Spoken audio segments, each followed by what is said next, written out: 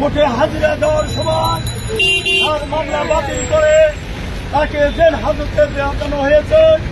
আমরা জাতীয়তাবাদী দল খাবার পৌরসভা খাবার থানা ও নাসুলিয়া থানা এই জেলে পাঠানোর জন্য তীব্র চিন্তা জ্ঞাপন করছি।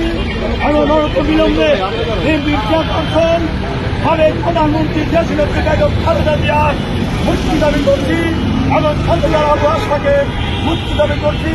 অন্যায়ভাবে যারা জেলখানায় কারারত রয়েছেন, তত জেলের যারা নেতা কর্মী রয়েছেন তাদের মুক্তি দাবি করে এবং আজকে আপনারা সবাই সমাবেত হয়েছেন এই মিছিলে।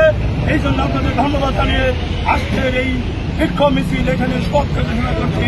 আল্লাহ হাফেজ।